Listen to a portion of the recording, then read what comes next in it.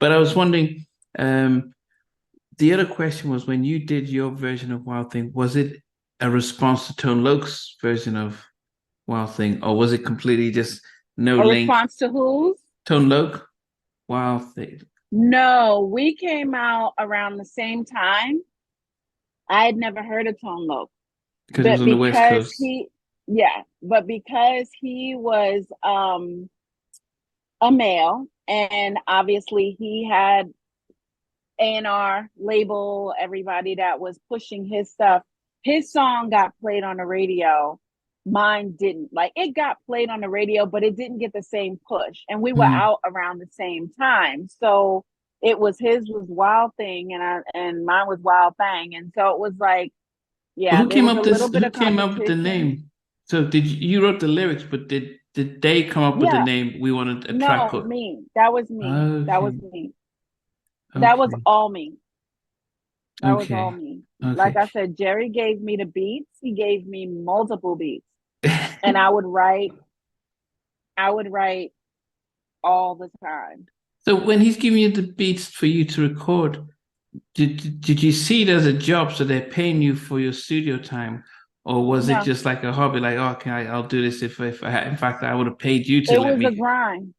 It was Yeah. a grind. It was just, let's do this until something happened. It was a grind. And, it was having a cassette tape, putting it, like I said, in my Walkman, put your headphones on, you listening to it. You on the bus, you on the train, you writing. That's just how it was. So did Wild Thing get you the record deal with Tommy Boy? Well, Wild Thing got me a record deal with what was that man's name? I can't even think of I can't even think of his label, but I was on this one guy's label, and it's funny because I just looked at it not too long ago. And then his label got picked up by Warlock Records.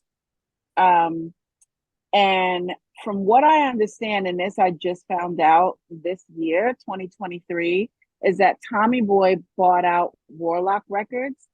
So I don't know, there's some confusion there, but no, I was signed to a completely different label. This young guy, he was a strange bird. He was into a lot of things. You know, I heard he was a drug dealer. I heard he was a pimp. I heard a bunch of different stuff, but he signed me to his label, and then his label was being distributed by Warlock, but then it eventually took over Oh, Tommy that Boy. label. Okay. Yeah, and then Tommy Boy took over, but that's not how I got. Basically, the deal that I had with him, because of everything that I was doing and I was starting to make some noise in the industry, I ended up signing up with Tommy Boy. But by that time, I'm pretty sure I was already with Flavor Unit. Okay. So So, how did they pick you up? Flavor Unit, Yeah. I don't even remember how all of that happened, but like I was close to the Jungle Brothers, and I don't know if you remember Chris Lighty, Yeah, Violator. I had him down because I know Chris from yeah, Chris Chris Lighty was the one who he Violet. was he was the head of Violator, yeah, Yeah, Violator yeah. Buster Management, and Rhymes then and Mona Scott. Yeah, yeah, yeah, yeah, 50. And yeah. so it started out as Violator Management, and then it branched out into Violator Records and everything else. Okay, but But I then was really good okay, friends with Chris Lighty, so that's how after I you did I'm before you did Wild Thing, just so that we can just get a picture. So you do Wild Thing. You already know Chris by that time. no, Okay, I so met Chris after the fact. Yeah, I met Chris through. I'm trying to think, how did I even meet Lighty? I want to say I met Chris through the Jungle Brothers. uh, Because I was really close to Sammy B, the DJ. And I mean, a lot of people don't know this, but he's actually my son's father. okay, And so close to Sam, and Sam was close. Well, all the Jungle Brothers were all close to Chris Lighty, Q-Tip, all of them, like that whole crew. And Chris was managing all of them. So that's how I met Chris, through them. And then we became really good friends. It was funny because I think like when I first met Chris, I couldn't stand him and he couldn't stand me. And I think it was because I was like constantly pulling Sam away from things that he needed to do or whatever. You know, it's like young kids in love, whatever. And so he couldn't stand me. I couldn't stand him. And then somehow something happened and Chris came to my defense. And after that, we were like that. And so we were just like so cool after that.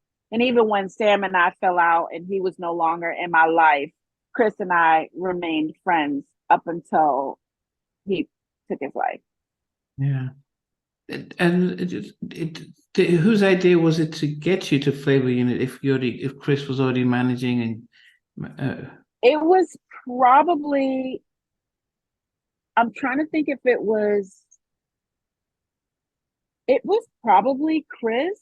It was probably something along those lines because he was really good friends with Shakim Compare, who ran Flavor Unit with Queen Latifah. So Shakim and Chris were good friends too. So just remember, like back then, it was a very tight knit, you know, it was, things didn't go that far. It was like this person knew this person knew this person. And I'm pretty sure that was around the time that I ended up with Flavor Unit. And because I did stuff with like Apache, rest his soul. He's another one who's not here with us. But I did stuff with him. And yeah, and then I was like, Moni and I were really good friends. Moni Love. I did Moni in the Middle with Moni Love. oh, how did that come about? Moni in the Middle. With yeah, in the middle. Oh, was that you asking the question? That's me. Wish yeah. Yeah, that's me.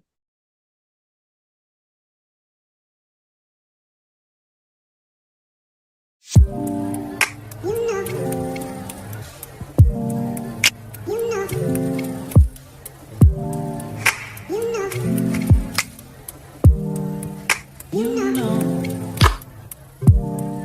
I begin to